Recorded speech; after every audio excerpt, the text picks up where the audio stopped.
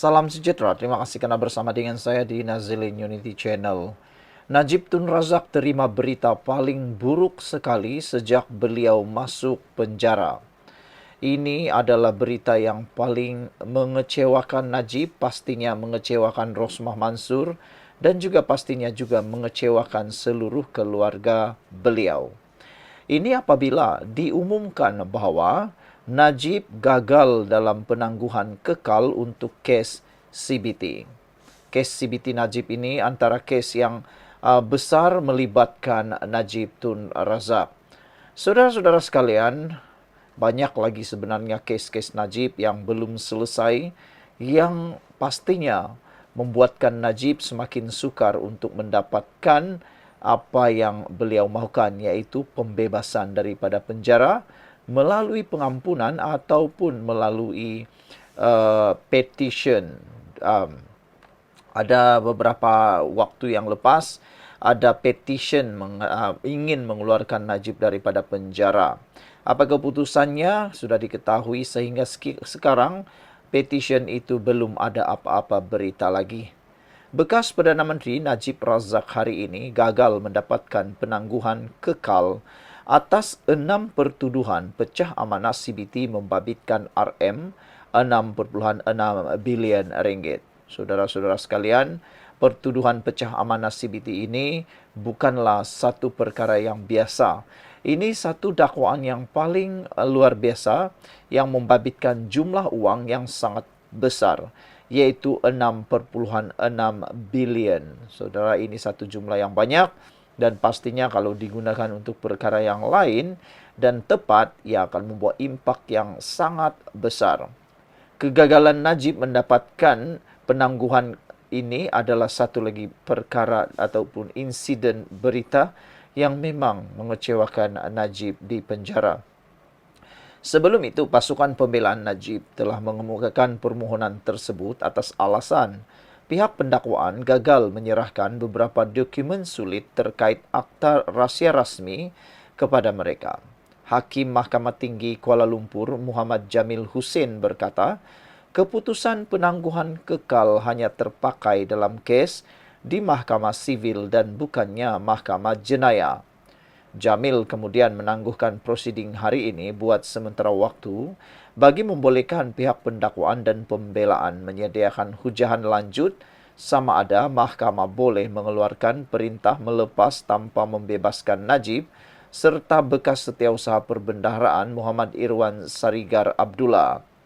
Hakim terbabit berkata, kanun prosedur jenayah memperuntukkan secara jelas bahawa hanya mahkamah jenayah boleh membenarkan DNA apabila pemohon memohon secara jelas untuknya. Awal hari ini, susulan permohonan DNA oleh Peguam Irwan K. Kumarandran, Timbalan Pendakwa Raya Muhammad Saifuddin Hashim Musaimi berkata, pihaknya menyerahkan kepada mahkamah sama ada akan mengeluarkan perintah sedemikian atau tidak.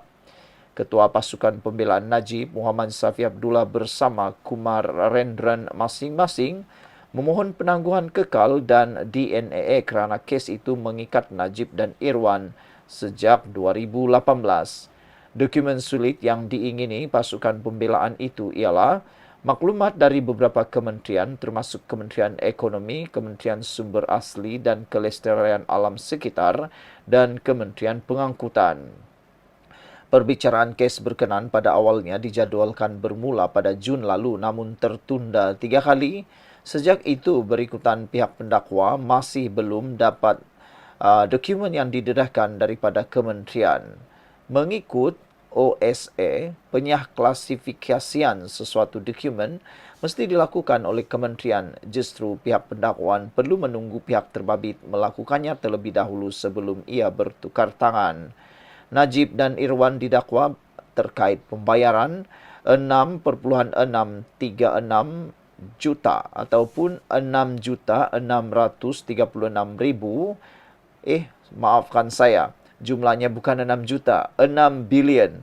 6.6 bilion dana kerajaan kepada syarikat pelaburan petroleum antarabangsa IPIC pada 25 Oktober 2018 Di Mahkamah Session Kuala Lumpur, Najib dan Irwan mengaku tidak bersalah terhadap 6 pertuduhan CBT. Kes tersebut kemudian dipindahkan ke Mahkamah Tinggi. Saudara, itulah berita yang ada untuk Najib hari ini. Salam sejahtera, terima kasih karena bersama dengan saya di Nazlin Unity Channel. Ini perkembangan terkini skandal rasuah Sabah yang didakwa membabitkan beberapa adun dan pemimpin tertinggi di Sabah. Laporan ini mengatakan PKR akan melaporkan kepada polis dakwaan adanya konon cubaan melindungi skandal rasuah Sabah. Sebenarnya dalam laporan beberapa waktu dahulu, saya sudah memberikan komen bahwa tiada apa-apa alasan untuk Anwar Ibrahim, Perdana Menteri Malaysia, untuk cuba menyembunyikan dan melindungi skandal rasuah Sabah. Apakah kepentingan Anwar Ibrahim melindungi dan cuba untuk memberhentikan siasatan terhadap skandal rasuah Sabah itu? Tiada kepentingan langsung. Lagi pula, Ketua Menteri Sabah, Haji Jinor, telah pun memberikan jaminan bahawa mereka akan memberikan kerjasama dalam siasatan tersebut. Walau bagaimanapun, tentera cyber daripada beberapa parti yang menjadi musuh politik kepada GRS kini sibuk dan tanpa segan silu menyerang GRS, menyerang Ketua Menteri Sabah dan memberikan dakwaan serta tuduhan-tuduhan palsu terhadap GRS menurut beberapa pemimpin daripada GRS. Beberapa pemimpin GRS yang telah ditemui menyatakan bahawa kes membabitkan skandal rasuah ini hanyalah satu serangan politik yang ingin melemahkan kerajaan GRS Sabah. Sebenarnya kes ini, kata mereka, kalau betul ada, kenapa tidak diberikan bukti? Kenapa tidak dilaporkan terus kepada SPRM? Namun demikian, apabila PKR Sabah melapor kepada polis dakwaan cuba lindungi skandal rasuah Sabah, ini satu berita yang amat baik. PKR Sabah berkata dakwaan palsu terhadap Perdana Menteri dibuat menerusi beberapa akaun TikTok dan Facebook. PKR Sabah akan membuat laporan polis atas dakwaan Perdana Menteri Anwar Ibrahim cuba melindungi beberapa adun Sabah yang dikaitkan dengan dakwaan skandal rasuah. Ketua Penerangan PKR Sabah, Razik Rakimin, berkata, tuduhan palsu berhubung dakwaan itu dibuat menerusi beberapa akaun TikTok dan Facebook. Beliau berkata, akaun itu turut mendakwa Anwar yang juga pengerusi PH cuba melindungi adun terbabit untuk membantu PH berunding lebih banyak kerusi bagi PRN Sabah akan datang. Tuduhan ini tidak berasas dan berniat jahat mencemarkan nama baik Perdana Menteri yang terkenal dengan pendiriannya menentang rasuah dan salah guna kuasa, katanya menurut The Borneo Post. Beliau menggesa semua pihak memberi ruang kepada SPRM menyiasat kes itu dan yakin Anwar tidak akan campur tangan dalam siasatan. SPRM sedang menyiasat dakwaan lesen projek mineral di mana seorang ahli perniagaan dikatakan mempunyai urusan dengan beberapa adun Sabah. Laporan polis dan SPRM dibuat terhadap bekas Ketua Pegawai Eksekutif Sabah Mineral Management Sdn Bhd John Tee Inggihon yang didakwa bersekongkol dengan seorang saksi dipercayai berada di sebalik beberapa video dakwaan rasuah membabitkan adun. John Tee menafikan dakwaan itu dengan berkata, tuduhan beliau menjadi orang tengah antara pemberi maklumat dan adun ialah pembohongan. SPRM dilaporkan sebagai berkata, permintaan untuk imuniti oleh saksi itu ditolak kerana dia mungkin terlibat dalam dakwaan rasuah berkenaan.